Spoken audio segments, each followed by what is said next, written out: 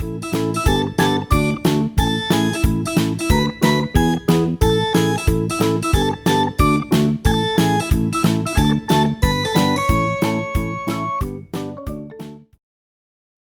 what's up there, YouTube friends? It's Grumpy Gamer Dad, and this is a special DIY episode. If you're like me and you're a Disney collector, you tend to amass quite a bit of stuff. We don't throw it away because it's got value, right? Pins, pops, keys. That's right, keys is the subject of today's video. Keys, I got keys for days. Christmas key, Toy Story 4 key, store opening key, Mickey Mouse 90th birthday key. So what do you do with all these keys? Well, stay tuned because I'm going to show you what I came up with. Okay, to start this build, I've come downstairs into the garage because, well, it's going to involve a lot of cutting and mess, and I don't want to do that in the house or even in my office. This build is going to require a board. This is about a ½ inch thick. It's a finger jointed board, which means that it's many pieces glued together. So I want the key display to basically be like a key. I don't know if you can see here, but I've, for the key head, the handle itself, I've actually traced out a Mickey Mouse head.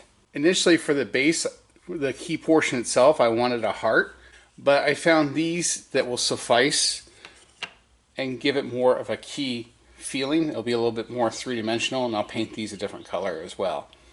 So what equipment do I need? Well, I need my Dremel tool here. As you can see, it's actually got a attachment on it already. This will act like a compass, so when I actually push this into the wood, it'll allow me to make a circular cut. I'll be needing my drill to drill holes. For the pegs that the keys will actually hang on, I have these little Lego pegs. I know, Legos, right? That came from my Disney train set. They're actually they were garbage. But I'm like, I could repurpose these. So I'll drill a hole for the peg and glue it in. I'm going to need some safety glasses because, well, safety first. And I'll need a dust mask because, well, dust. For the pegs, I'm going to need the handy dandy tape measure. And when it's all said and done, I'm going to need some 5-inch hook and loop sanding discs. I have a packet here of different grits.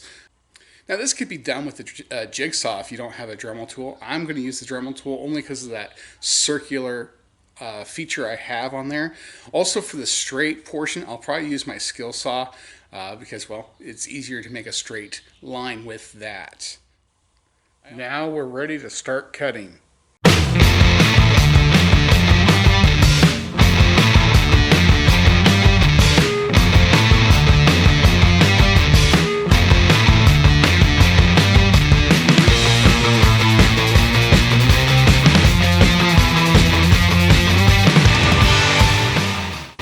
So now you can see the two side cuts of our circle. Now I've made two small plunge holes for the ear circles. I made sure they're properly spaced so it looks symmetrical.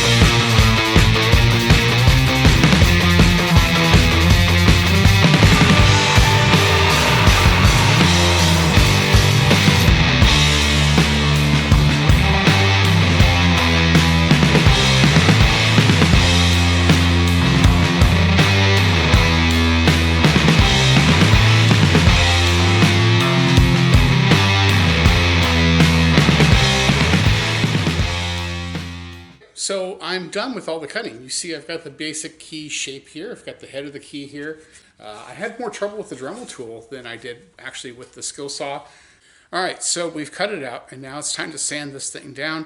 I'm going to start with 120 grit sandpaper just to get some of the rough patches off, and then I'll finish it off with a 220 to smoothen it out.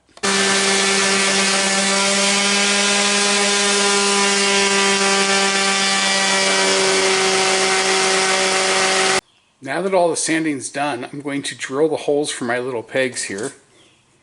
I've spaced them every 2 inches. I've got about 20 inches from the head to where the hearts will be.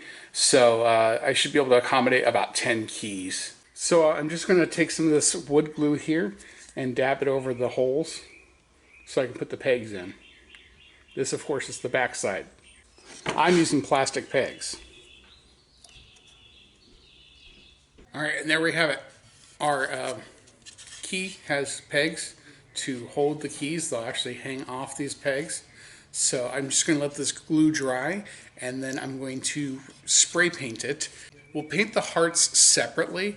So I hand painted the hearts, and I decided I wanted them to pop out, so I chose a color I mixed using pink and blue, so it kind of gave it a purple color. Okay, so our key is entirely painted and dried now. You can see I use this green color here for the key shaft and head. I actually just learned that the parts of this key have names. This part of the key is actually called the head, and it literally is Mickey's head. This portion of the key is actually called the shaft, and then these pieces here would be the ridges or teeth. Okay, so on the head, I decided to write keys to our castle. I had this silver Sharpie that I used, and you can see my chicken scratch handwriting. I almost regret that. Maybe I'll do some little filigree to make it look actually like an adult did it.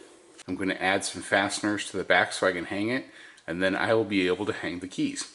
Now I picked up some of these little sawtooth hangers that nail in the back of it. So this will allow me to stick it on the wall once I've nailed it up and everything. Just a quick pro tip. I would suggest putting these on before paint so you don't scuff the paint, and definitely before the pegs because you need a level surface to hammer them in properly. I found this perfect spot on this wall. Hopefully it'll be far enough away from our cats.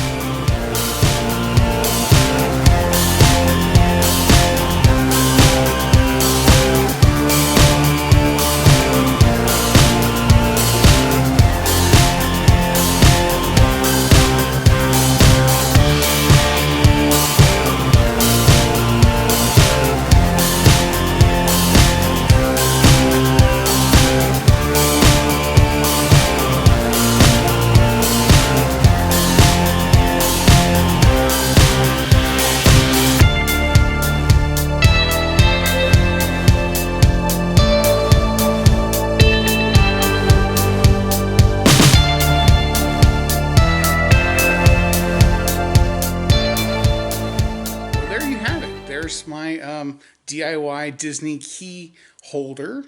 I hope you enjoyed it. Maybe you got a few ideas from it. I don't know. This is just what I chose to do with our keys. As you can see, I still have a little bit of space because I'm sure there's more keys to come when the store is open. So there you go. Comment if you have anything, questions. Like, subscribe, follow me on Instagram at GrumpyGamerDad. Until next time, this is Grumpy Gamer Dad saying, these are the keys to our castle.